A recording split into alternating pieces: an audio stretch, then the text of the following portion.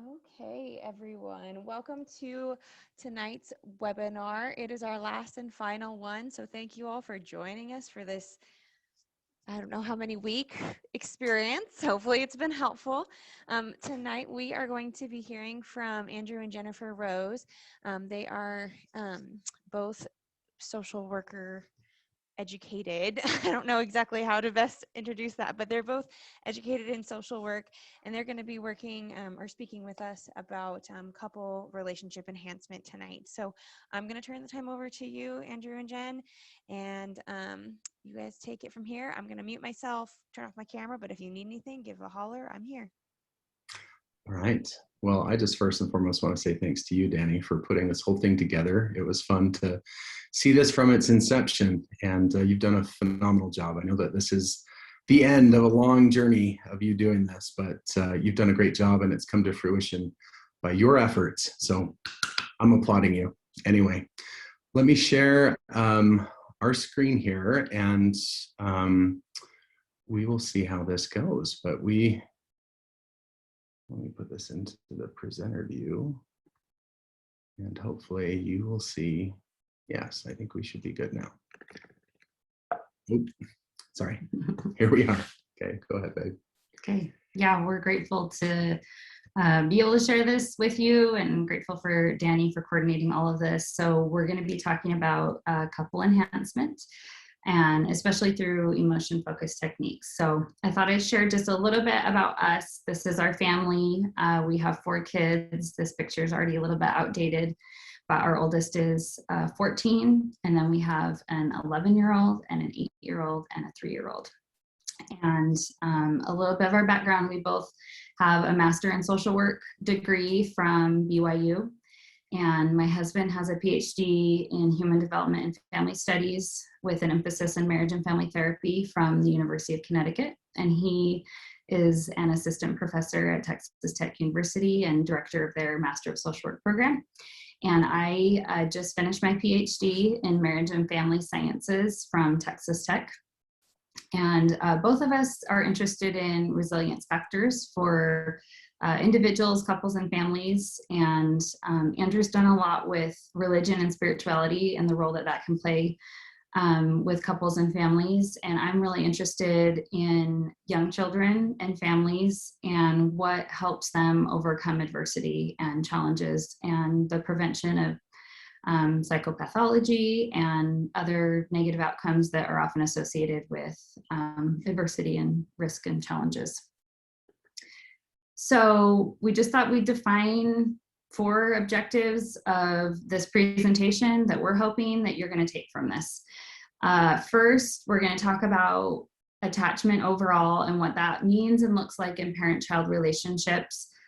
We did a class, it's been a couple of years ago, on parent-child relationships. So some of that might be repetitive if any of you were able to attend that. And then we're going to overlay those principles onto adult relationships, and specifically romantic relationships.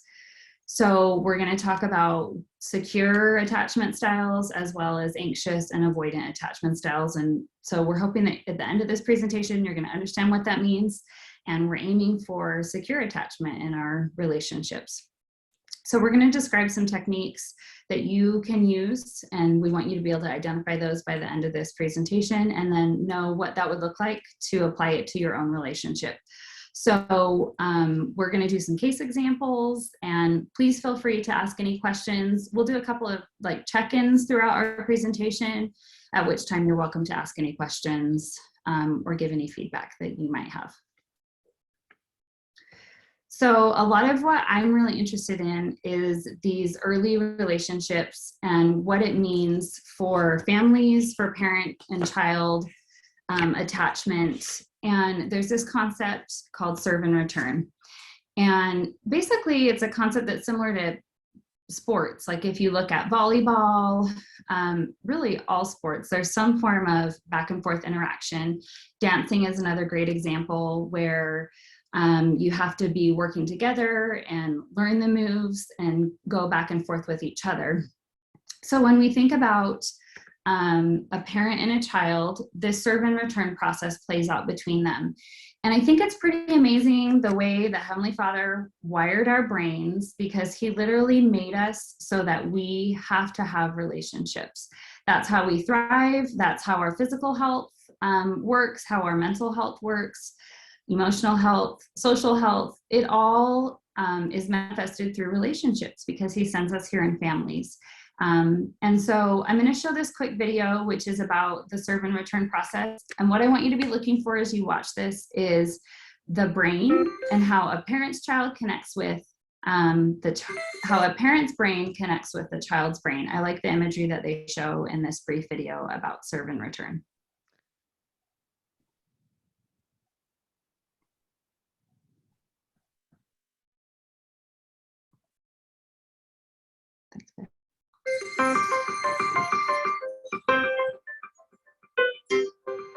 The key to forming strong brain architecture is what's known as serve and return interaction with adults. In this developmental game, new neural connections form in the brain as young children instinctively serve through babbling, facial expressions, and gestures. And adults return the serve, responding in a very directed, meaningful way. It starts very early in life when a baby coos and the adult interacts and directs the baby's attention to a face or hand. This interaction forms the foundation of brain architecture upon which all future development will be built. It helps create neural connections between all the different areas of the brain, building the emotional and cognitive skills children need in life. For example, here's how it works for literacy and language skills. When the baby sees an object, the adult says its name. This makes connections in the baby's brain between particular sounds and their corresponding objects. Later, adults show young children that those objects and sounds can also be represented by marks on a page. With continued support from adults, children then learn how to decipher writing and eventually to write themselves. Each stage builds on what came before. Ensuring that children have adult caregivers who consistently engage in serve and return interaction, beginning in infancy, builds a foundation in the brain for all the learning, behavior, and health that follow.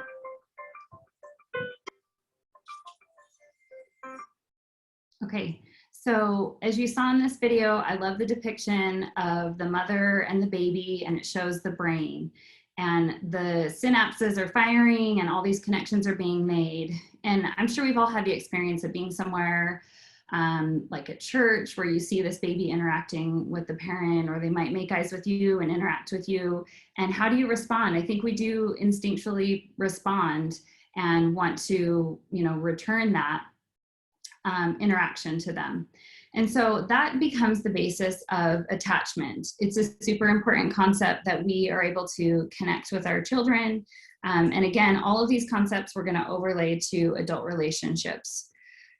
There's a great organization, it's called Circle of Security, and it focuses on attachment between parent and child. What the is that? And for anyone who is a parent, right, when you become a parent, every single person has so much advice. You're trying to figure things out. I love Circle of Security because they want to really focus on attachment. They put it out there that we're never going to be the perfect parent, but And now people have ridden over 50 million miles. And so we're going to show this video, and I want you to focus on secure attachment. What does it mean to be secure? We want to know we're meeting our children's needs, helping them grow, and giving them all that we can. We try to combine our own experience of being parented with the advice of others and our own instincts and beliefs about what is best. And still, we so often worry that we're not succeeding. In a world that is always offering the next best parenting solution, the circle of security is based on decades of attachment research. Unlike many behavioral perspectives, it offers relationship tools to provide a new way of understanding your children's needs, creating lasting security for them and more satisfaction for you. The circle graphic has been created to help you know what to look for, so you can read your children's behavior to guide you in meeting their needs. It's really not complicated. People of all ages have attachment needs. These needs can be divided in 3 ways. Let's look at this child. First, he needs to know the freedom and confidence to go out and explore his world. Second, he needs to feel assured that whenever he's ready, he can come back for comfort and protection. Third, he needs his caregiver to be in charge in a kind way. 3 basic needs that can be thought of as going out on the circle, coming in on the circle, and hands on the circle. Let's have a look in more detail. Feeling safe and supported, our children want to discover their world. When going out, they need to know that their exploration is encouraged, that we're right there watching over them, delighting in them, offering help when needed, and ready to enjoy their new adventures with them. And when they're coming in, they need us to refill their emotional cup. This means organizing their emotions and letting them know we are delighted to welcome them back, protect, comfort, and understand them. The key for us as parents is to remain strong and kind while knowing when to encourage their going out into the world and how to be available to welcome them back to us.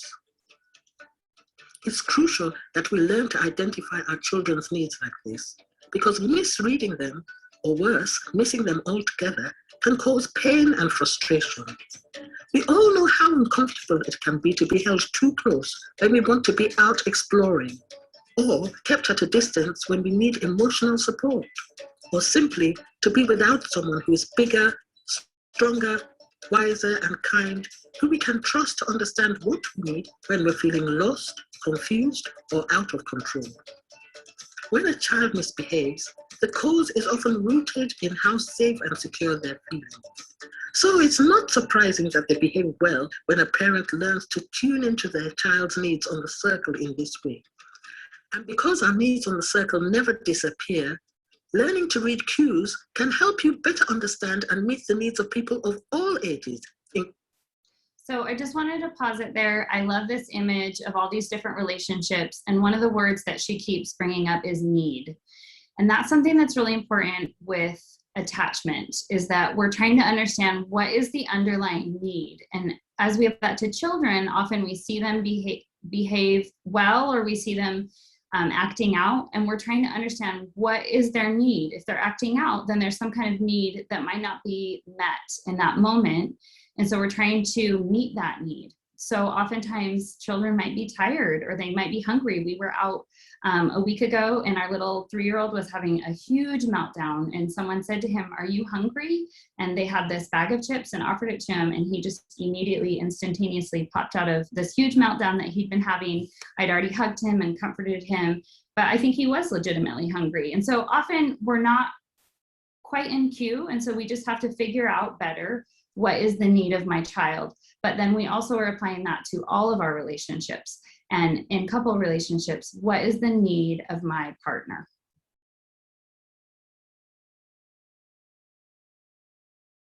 We've got all these screens now. I know. Keep opening screens. It's great. Let's see if we can share this one again. Here we go. Oops.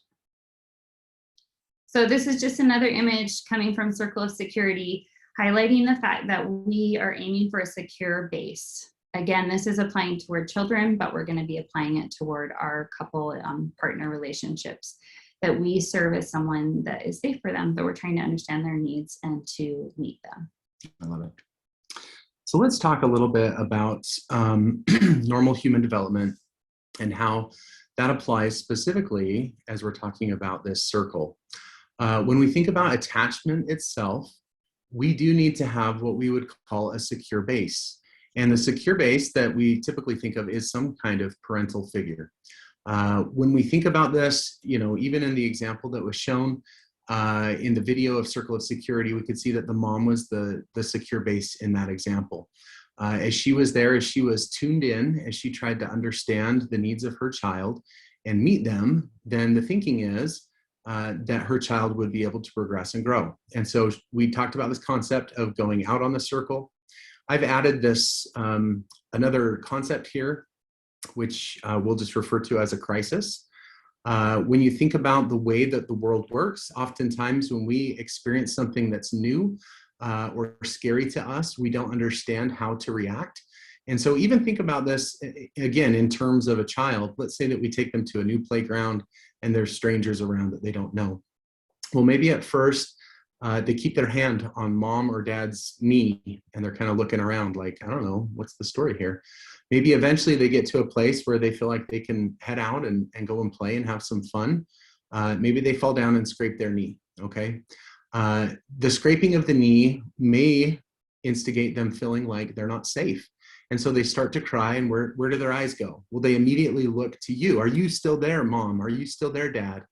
And then we go over and we try to pick them up and give them comfort and love, maybe, you know, kiss their boo-boo as it were, and send them back out on their way. And they're able to continually go through this pattern. And as they do, they become more resilient and they're able to grow and learn and progress.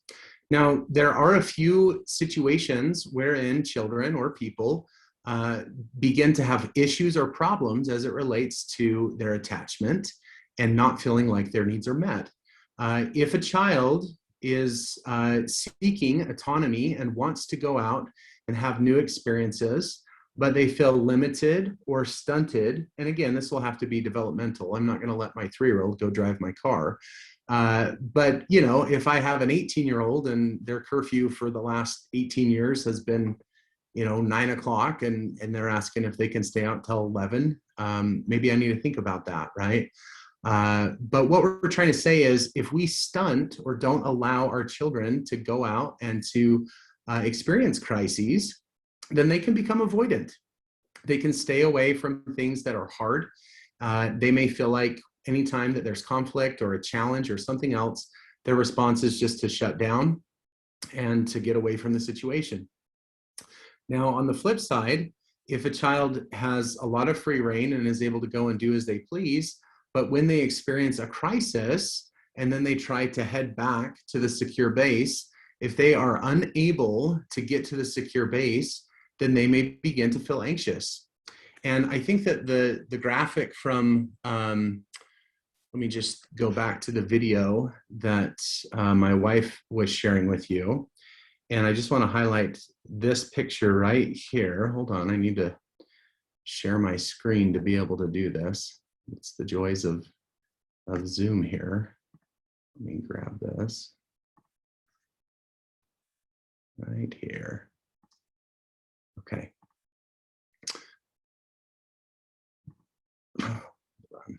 Okay. So if we look at this image right here, okay, we can see on the left, Andrew? Oh, sorry, is it not showing? No. Okay, sorry, hold on. Let me try one more time. Bring your shared video to the front, it says. Oh, excuse me. Hold on, let's see if I can grab it again. Let's try that one more time. Can you see it now? Yes. If Okay, we're thank supposed to be you. looking at YouTube, yes, we see YouTube. Thank you very much. Where it says pain and frustration. Okay, so thank you very much. On the left here, you can see that this child is not being given what he needs from an attachment standpoint, which is to go out and explore, right? Maybe the parent is misreading his cues and is assuming that he needs love and attention right now. And really what he needs is to go out on the circle, right? To go and explore and do something new. And if stunted here, then he may become avoidant, right? On the flip side, to the right here, we can see that this child has an emotional need. They're coming back in on the circle. They're seeking out their secure base in their mother, but their mother is doing something else and is unable to attend to them. Now, don't take away that if you as a parent have ever done either one of these things that you're just terrible, awful. That's not what we're trying to say. But what we're saying is we need to be able to cue in to attachment needs and we need to meet them most of the time. And so as we're watching this and looking specifically at the role that these children and parents' interactions play with one another, that's what we're talking about. So share it again to the PowerPoint. Okay, thanks. So actually what I want to do before I do that is I want to share an example of a secure base. So in this just very brief clip, you're going to see our son. Jen mentioned him. He's now 3. At this stage, he was probably only about a year old. But I want you just to look at the interaction. I mean, even as you look just at their eye contact, if you look at their facial expressions, you can see that there is a real connection that's happening right here. So I just want to highlight this for 1 second.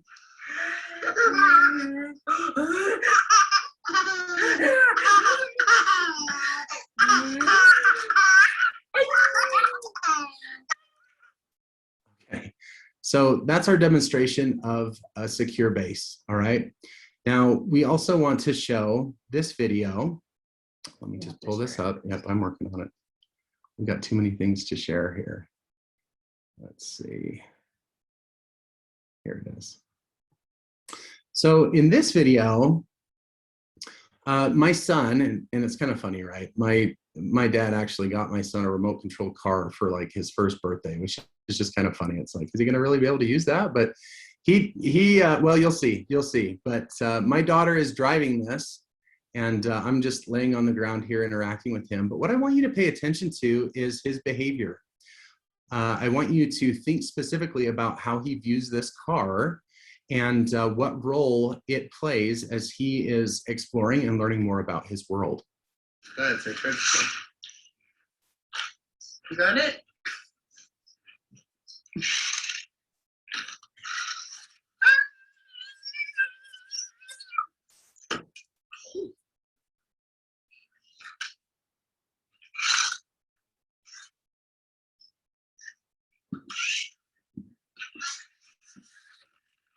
He doesn't really like that it moves on his own. Okay, so he's come back to me. Am I okay, Dad? And now he's kind of checking it out again.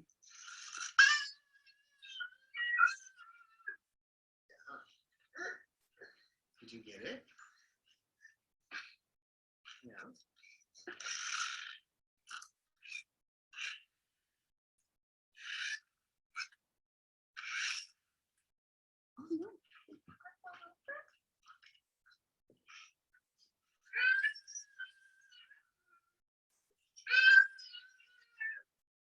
Did you get it?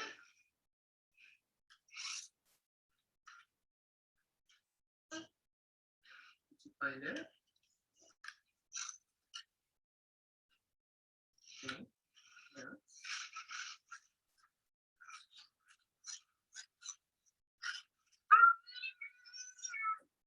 Good job.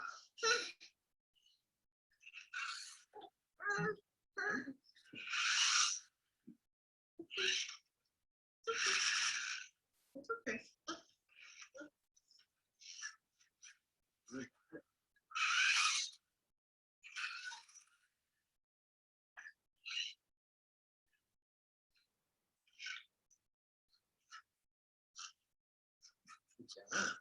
You're doing it, huh? So for time's sake, I won't show it all, but I hope you're able to see that the pattern, the cycle, the circle is being repeated, right? This is a practical example. He has a new stimulus. He's kind of getting a handle on it. When he's in control of it, it's not a big deal. But as soon as it starts moving of its own volition, he's kind of like, what is this thing? What is this thing? And what does he do? He immediately is coming back to me, and he's trying to seek some comfort. Once he's told it's okay, then he heads back out and he tries to go and explore more about what this is. And the last clip that I want to show is just a short one of him. You can see that he's a little bit older now. He's standing up, but he's got no qualms about this car.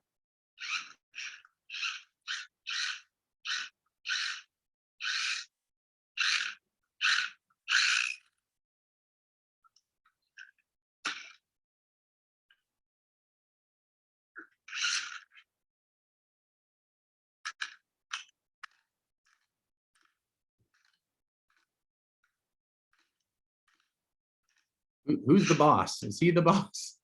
Is the car the boss? He's kind of like, you don't scare me. You don't scare me. I got you, car.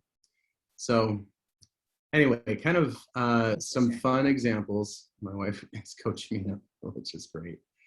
Let's see here. All right. So are there any questions at this point before we kind of transition and apply all of this to couple relationships? Okay, just wanted to do a quick check-in. Weigh in at any time if you have questions. So again, we're able to see him that he could complete this cycle. And it was kind of fun for me, actually, even just within the past month. My kids like it if I go on the trampoline with them, and my younger ones in particular if I play Monster. But I was down on all four, and my same son, who's now 3.5, asked if he could come and kind of back his way underneath me so that he would be right by my chest with his head pointing the same way that mine was and his feet kind of tucked under. And I said, you bet. And when he was down there, he said, I could stay here forever, Dad. So, here I am kind of being the scary monster guy, but at the same time, he knows I'm his dad. So kind of fun in that regard. So what we're going to do now is we're going to shift gears. And we're going to start talking more specifically about how to apply attachment theory to adult romantic relationships in particular. As my wife mentioned, attachment needs are among us and a part of us and present throughout the lifespan. So when you think about this, it's something that's going to be part of us for our whole lives. And these parent-child interactions, grandparent-children interactions, friend interactions, it doesn't matter what the interactions are. The attachment needs that we all have are manifest all the time, all around us. And so bear that in mind, but we are focusing specifically now on romantic relationships within couples. That's the intent and the focus of what we're going to be talking about. So you can see to the right of the screen that we have this cover of this book. It's called Hold Me Tight, 7 Conversations for a Lifetime of Love. We are going to be basing a lot of this part of the conversation on this book, just so that you're aware. If you are interested in learning more about attachment and its application to therapy or to couples, Sue Johnson is known as being really the leader and the pioneer in this work.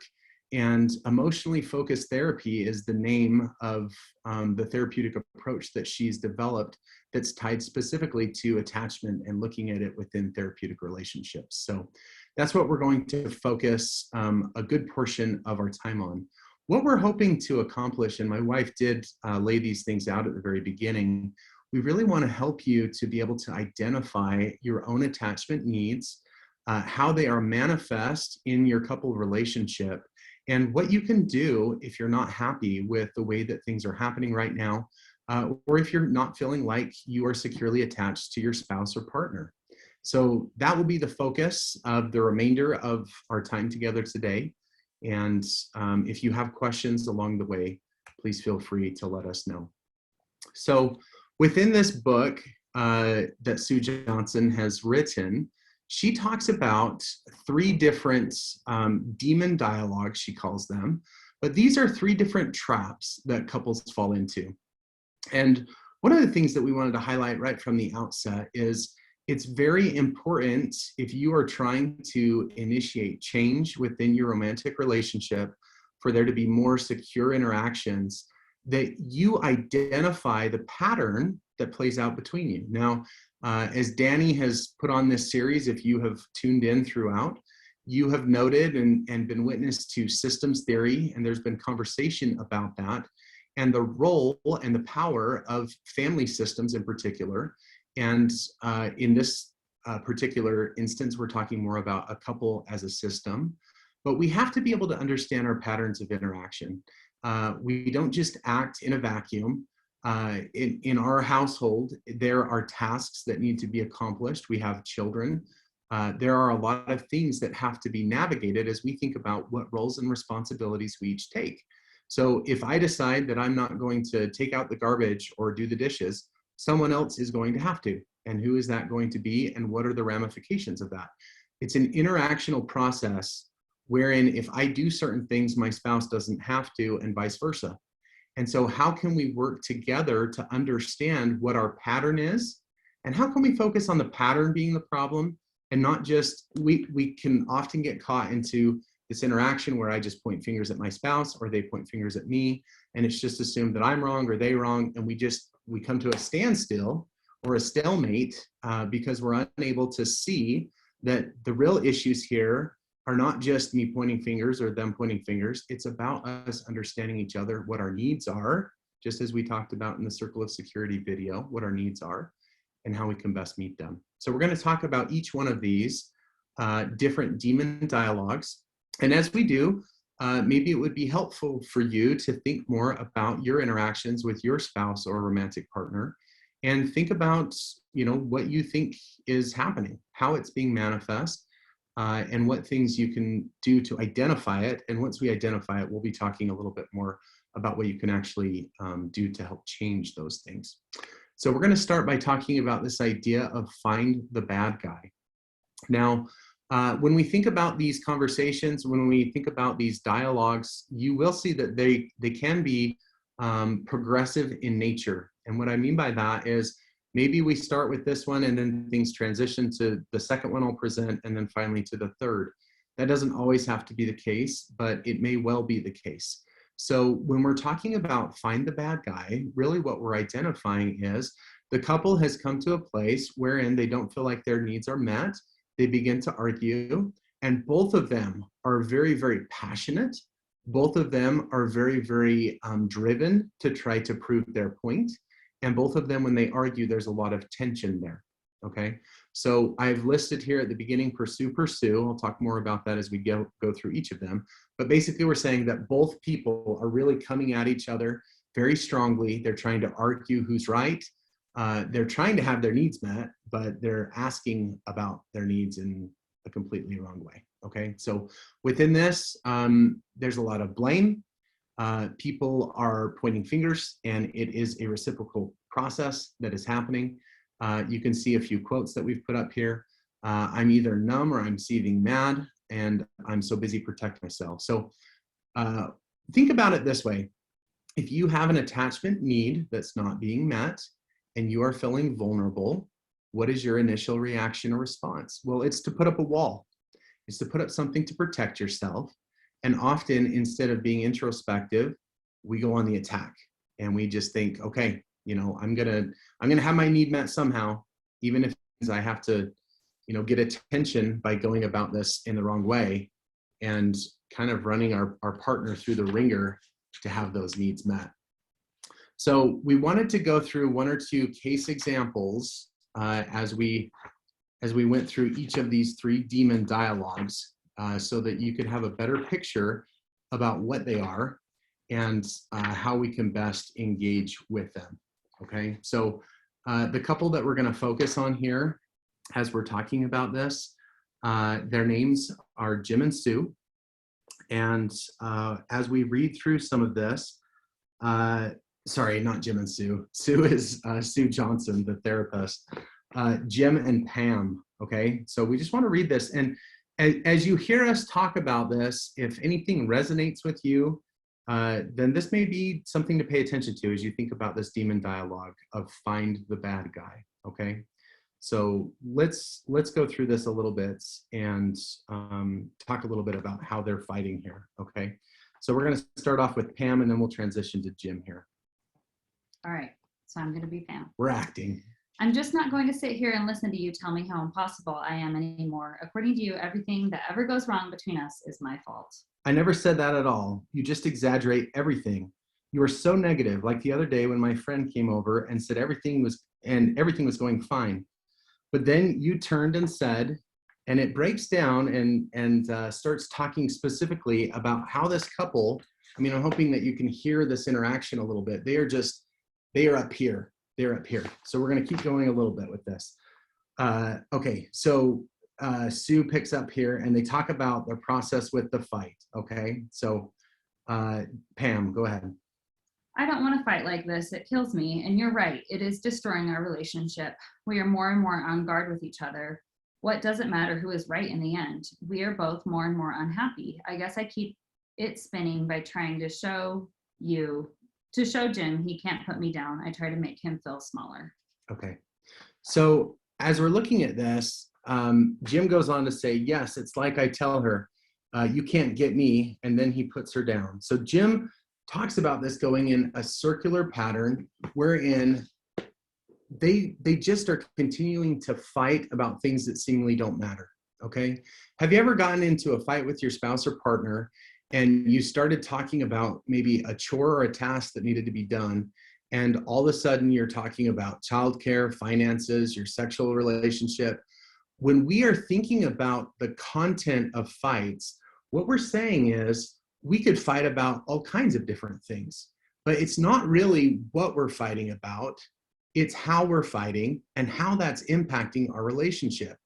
When we think about the content, we could talk about any of those hot topics and we could see and identify, okay, here's an issue here. And maybe we focus in on that and we try to fix that. But if the underlying process is that I'm not meeting my partner's emotional or attachment needs and they're not meeting mine, then we're going to keep fighting and we're going to continue and continue and continue. And we're just going to keep escalating and fighting about things that may not even be of consequence, right? So we need to really pay attention to what it is that we're focusing in on and how we can change some of those patterns of being. The other thing that I wanted to mention here is I really wanted to talk about the role when we talk about attachment of primary versus secondary emotions. And that is a similar concept that we're really highlighting here. When we think about a primary emotion versus a secondary emotion, one way that we could contextualize this is put yourself in this situation. You step out onto your front yard and you're with your small child who doesn't understand cars and other things, and they are kind of meandering towards the street. Meanwhile, as they're headed towards the street, you see that a teenage kid in a car is flying down the road at 45 miles an hour, and you see your baby headed right for the road, okay? How are you going to respond? What are you going to do? What are you actually going to say? Well, maybe you're going to yell, right? Hey, get out of the road, come back, right? Your child may interpret what you are conveying emotion-wise as anger, right? Oh, mom or dad, they're mad at me right now. Why are they mad at me? This doesn't make sense, okay? But what's really going on? What's taking place in you? Well, if you can think more about that, really you're operating from a place of fear. You are fearful that your son or daughter is going to lose their life. And as a result of your fear, you have taken this primary emotion of fear, and in order to have the need met, you have upped it to anger to try to say, hey, get out of that situation, kid, because I don't want you to die. Now, when we think about our couple relationships, oftentimes that same process happens. My partner says something to me that makes me feel unsafe or insecure. And because I feel that way, instead of acknowledging, hey, what you just said in that moment, it made me feel a certain way. Instead of talking about that primary emotion, our snap reaction is to put up a wall, become defensive, and go to this secondary place. And that's what's happening in this interaction here as we think of find the bad guy. We don't feel that our attachment needs are being met. And so we up the ante and we show anger and we become aggressive and we try to demonstrate that we're right. And we want our partner to react in some way. It's not the healthiest thing in the world, but if they at least react to me, then it shows that I matter to them in some way, and it's something that functions, but that doesn't mean that it meets our needs, and it doesn't mean that things are right. Do you want to say anything about that?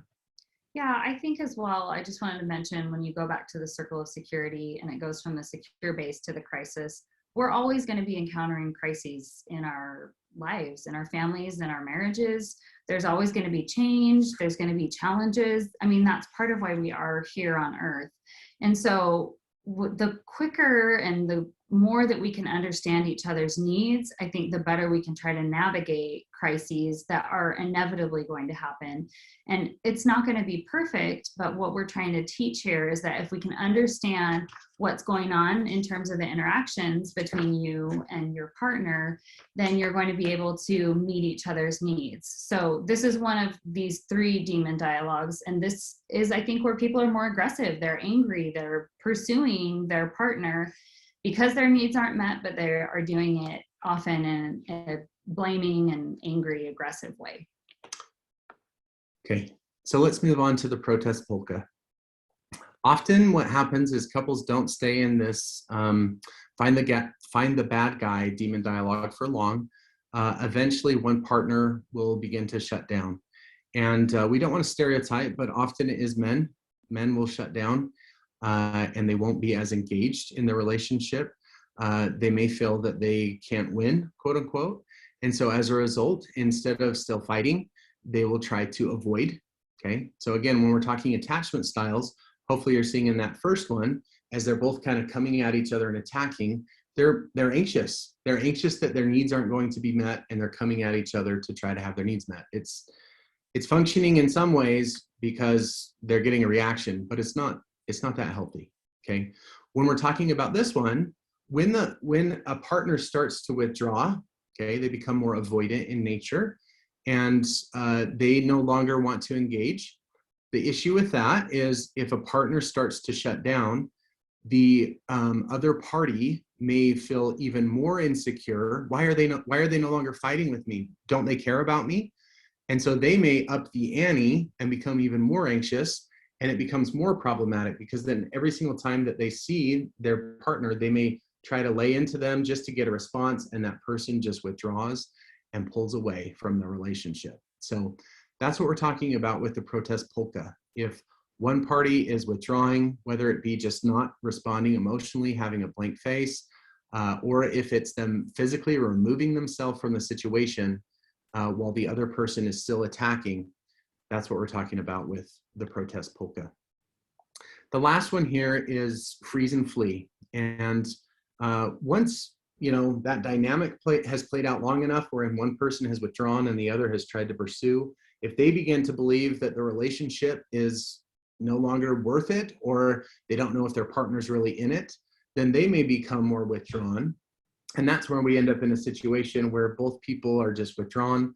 Maybe we're living parallel lives. We don't really interact with each other. We take care of the tasks that are needed for the children, but we don't really have a relationship wherein we connect, and we don't really talk to each other about heated things or much at all. All right. So no one is even on the dance floor is one way that we could look at this or think about it. So we do have a very specific case study that we wanted to just present here. As you read this, we want you to try to think about the attachment needs of this couple and what might be going on for them. And if you have questions or comments as we talk about that, please let us know. But we're just going to throw this up here.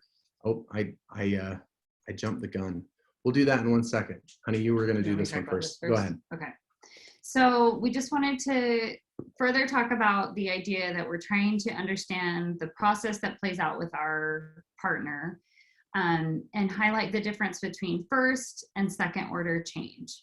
So up here, it mentions how first order change is when something is changing on the surface, but it's not necessarily changing what's going on underneath. So the example, you might learn a new dance and start practicing it. It could be something behavioral or the way that you're communicating, problem-solving techniques. All of those are really important, and they can be really helpful if we have better problem-solving skills or better communication. A lot of my research is on these kind of skills and how they help families. But when we look at second order change, we're trying to really change the underlying structure or the process of what's actually happening. So it's going back to that word need. We're trying to meet the need, the attachment need of our partner. And so the example here is that you know the dance, you anticipate the music, and you enjoy the process. You can even throw in a few of your own dance moves, and it becomes really a part of you. It's not something that's mechanical. And something that I've really appreciated as I've thought about this content and talking to all of you tonight is just the importance of time and patience and forgiveness and love and the temple, like all of these things. Heavenly Father puts us in our marriages and in our relationships to learn and grow. I mean, truly, there's so much that we can learn from one another. And I love this idea of this second order change, that we're changing the way that we interact with each other because we're meeting each other's needs better. We're trying to be, I think we're trying to better understand what our partner needs and then be that for them. I love it. Thanks, babe. Yeah, Do you have anything you want to add to that? you said it perfect. Okay. All right. So this is our case example. And yeah, in looking more at this specifically, this is something that I actually contrived in teaching these concepts to students. But I'll just comb through this, and I want you to be thinking all the while as you're listening and hearing this, what kind of attachment style do you think is being displayed? It doesn't matter if you're right or wrong. We just want you to be thinking within this framework, because if you can start to think this way and try to identify not only your own role in these processes, but the role of your partner, it will help you to be able to better understand how to enact with them and engage with them in ways that will be beneficial as you think about your relationship moving forward, and how you can be in a secure relationship where you're securely attached and you treat each other as a secure base. So let's read this here, okay? Maybe I'll have you read, hon, do you mind? Sure. Susan felt undervalued as an employee, but recently she got a new job and now seems to be doing well for herself. She's been entering new social circles, feeling more respect and enjoying her rise in salary. John, her husband, has been stressed about his own job. His company is downsizing and he knows that he might lose his job in the near future. They're invited to spend the evening at a party with some friends and acquaintances. And during the night, people make comments that John is looking old and tired. However, they also comment that Susan is looking 10 years younger. John sees an attractive younger man approach Susan, and from a distance, he can see her laugh at whatever he says. And this makes John feel enraged. He approaches and tells Susan that he wants to leave the party now. Susan responds with, "You always make everything about yourself. Why can't I enjoy something for once in my life?" Okay, so based on this, and again, if you don't want to answer physically, you don't have to, but we want you to be thinking for a moment about what could be taking place, okay? If you didn't have the context, if you didn't know everything that had taken place, if you were just a innocent bystander, as it were, at the party, and you saw John and you saw Susan from a distance, and all you saw was John talking to someone, laughing, and then her husband walking up to her, getting upset and saying, "We need to leave," and then her responding by saying, "Why do you make everything about yourself? Why can't I enjoy something for once in my life?" You might feel a little bit blindsided, like, what just happened? What just happened? And often when we think about attachment needs, we don't know what has happened, okay? That's part of the trick. That's part of what we're trying to work through with our spouse or partner. There may be times in your relationship when you did or said something, and in your mind, you're thinking, I didn't say or do anything wrong. What's going on right now for my partner? Why are they all of a sudden being quiet? Or why are they upset or angry? Well, what we need to be able to do is we need to try to understand more about their history and their own attachment and how things are playing out. We have some context here that's painted a picture for us about John. We understand, based on his current needs, that he is feeling anxious, right? He's feeling very anxious. He is stressed out at work. He doesn't know if he's going to be able to keep his job. His wife is doing wonderfully well, and that's a great thing. But as people are telling him that he's looking run down and tired and that she's looking beautiful, and then to see her, maybe in John's mind, he thinks she's flirting. Maybe she's just literally talking to someone. But maybe in his mind, he is interpreting what she's doing as flirting. And the reason he's seeing that way is because he's not securely attached to his wife right now. He's feeling anxious about his relationship with her because there's a lot of unrest in his life. And instead of viewing his wife and talking with her and having her meet his attachment needs, he's instead getting angry and upset. And she simultaneously is meeting him with anger, okay? So if I was going to identify one of these three different demon dialogues, I would say that we're talking about find the bad guy. Now, we don't have a ton of context here about Susan. We just see one comment from her, and I didn't paint you a better picture of her circumstances, but that's what I would say. And so as you're thinking about your own relationship, or if you're thinking about others, I hope that you can start to identify what it is that you're seeing and how you can then engage and enact with that in a better way that can be helpful to you. So I guess I didn't ask these questions to you from the screen, but I did ask them. So I'm looking at our time. Let me say this. After you're able to identify the attachment style and what is happening within your romantic relationship, you need to try to frame it that way. And Sue Johnson, within this book, again, I'd highly recommend it if you are interested in learning more about this. She basically says, identify the dance. Okay, you saw that dance analogy throughout as we've been talking. Identify the dance. Once you know which one of those demon dialogues you are caught in, what you can then do, it will empower you. Because when that same pattern of interaction starts to happen, you don't at that point then just start doing the same thing you've always done. You don't just shut down or start attacking.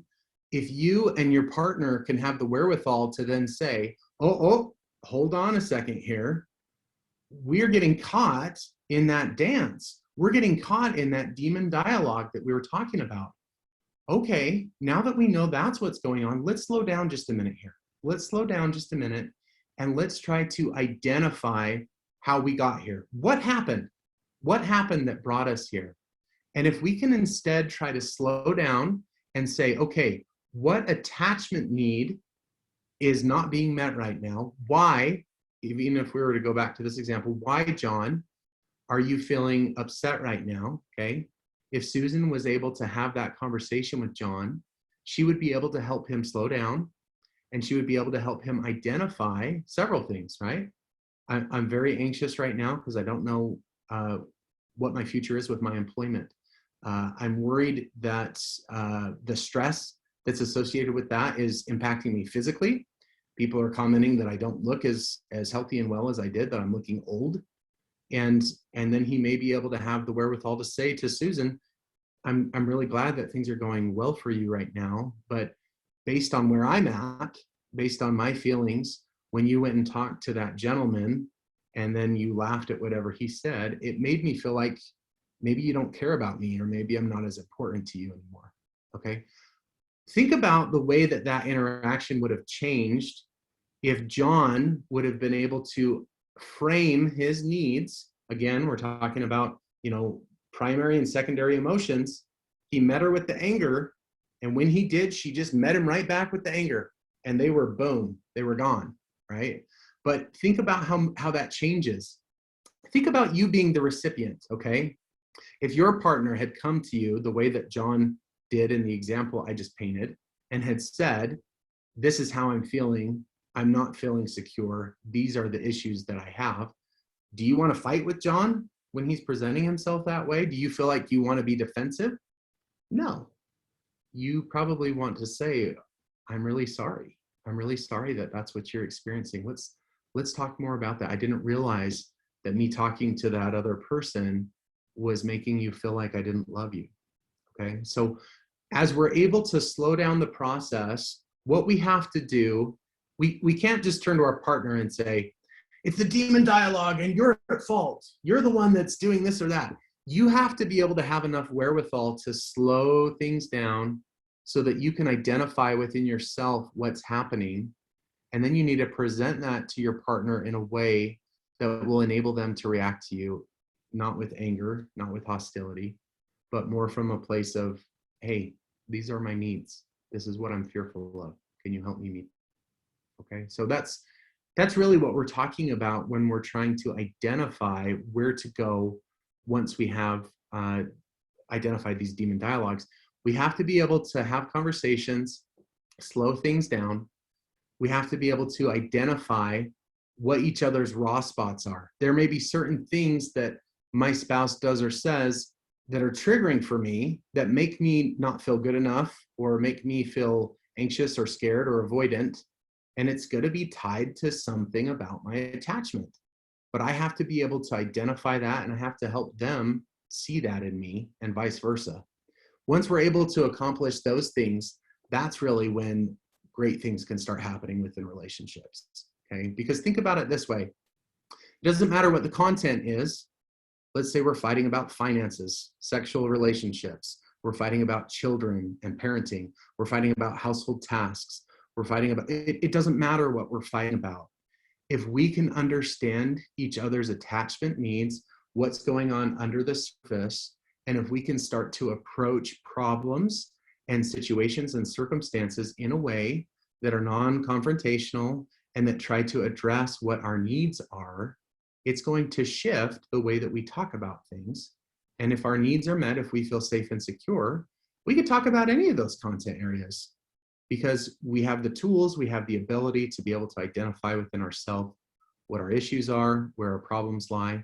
And we have to be able to, based on our own history, if I notice every time I bring up a certain content area with my wife, she shuts down, or vice versa, I need to understand more about what those raw spots are and how I can engage in ways that will be non-confrontational and that will promote safety and security so that we can help each other as we forge ahead and try to complete that circle and, you know, overcome that remote control car that my son had. So anyway, folks, what do you, well, I just go ahead. want to add just what an ongoing process it is. And, you know, we've talked about this a few times, but it's not so much the content of, you know, our disagreements or our challenges or trials. It's the process. It's how we're trying to engage with each other. And I think as we are committed to meet each other's needs, to understand each other's attachment needs, then oftentimes we'll see progress in our relationships that will be ongoing. And many times when we hit a raw spot, it might not even have to do with us at all. It might be something that our spouse has been dealing with for a long time, or maybe it has to do with their attachment with their family of origin. So I think oftentimes we feel so defensive and vulnerable in our relationships, and rightly so. But if we can step back and see some of these processes for what they are and see life and challenges as that we're working together against these challenges, we'll feel so much closer to one another versus feeling like we are just finding fault or that the other person is the bad guy. And there's no perfect relationship, but what a blessing that we have the gospel to ask for forgiveness, to ask for help, and again, to keep meeting each other's needs. I think that it's just important that we see this as an ongoing process. Yeah, beautiful. I wholeheartedly agree. And as we think, it's just that it is a process. And just as we talked about children, we're not going to meet the attachment need of our partner 100% of the time. But if we can meet it most of the time, we'll be doing really well. And, you know, Jen and I have had conversations about this too. You know, what about the times when both of us are struggling? You know, what do we do in those times? And how are we able to meet each other's needs? And, you know, it does have to ebb and flow. But there's times and there's circumstances when you both are just down and you're trying to figure out what this looks like. But, you know, if you can approach it as an us versus the problem, as opposed to you're the problem or I'm the problem, it is going to add so much more harmony as you try to deal with issues. And yeah, from a gospel perspective, I mean, I do believe that Heavenly Father wants us to work together. He wants us to complement one another. He wants us to focus on how we can best meet each other's needs, and, you know, by our examples, teach our children about what it means to have a good relationship, what it means to show them what love really is. So yeah, I think there's a lot here. But as you think about this book, so again, it's called Hold Me Tight: 7 Conversations for a Lifetime of Love. And my wife's smiling because it sounds like a book information. Love this. Well, it will go through several different conversations that are really important, and we've covered just a handful of them today, but there's more that could be gone through. But I do think having an open heart, and I think you have to be on the same page. It's not going to work if just I am the one that wants to change and have things go better. I may try to present my attachment needs to my spouse, and maybe they bat them down if we're not safe. And, you know, maybe at that place, we do need to seek out some therapy or something else. But if we can partner up, if we can both be invested in our relationship and we can try to move things forward, then I think good things are going to happen. So sorry, I didn't mean to cut you off. No, you didn't cut me off. One other thought that she mentions in the book, and it's just in line with the scriptures, is the importance of all the small moments, like all the little things that we do. Those all build up to create our relationships, to create who we are. And so I think, you know, just looking at this example that we've talked about, like, what if John had gone over and said, we need to leave now? And what if Susan hadn't responded enraged? What if she'd responded in a loving way and said, like, hey, could we talk for a few minutes? Like, what's going on? That could have changed this interaction. So I think we just have to realize the power of small moments. And, you know, like Andrew said, it's not going to be perfect. None of us are perfect, but we're trying for most of the time to meet our partner's attachment needs and for them to meet ours. And I think to be committed to each other, committed to this process, there's just so much beauty and satisfaction in life from our couple romantic relationships. And something, just one last thought, is just the importance of putting our spouse first. It's something that we've talked about a lot in our relationship and in life. We get pulled in so many different directions, professionally, by our kids, you know, by church responsibilities, all of these things. But I feel like at the end of the day, we need to make sure that our marriage comes first, that we are prioritizing time to be committed to each other, to understand each other's needs. And I know that in our families, we've done that we have found a lot of joy and satisfaction and ability to be more united as a couple and as a family. I love it. So what questions do you have? What else how can we be helpful to anyone? I believe we were supposed to go for an hour, but I think there's time for Q&A. So we're here if anyone has questions.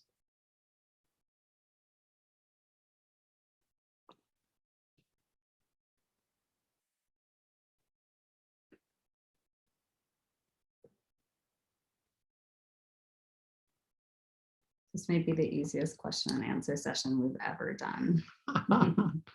I love it. I just want to thank you all so much for coming and presenting and giving us your time. Thank you so much for doing that. And thanks to everybody out there who participated in this webinar series, and hopefully y'all continue to benefit from the recordings. So have a great night, and thank you again. Thank you, Danny. We appreciate you.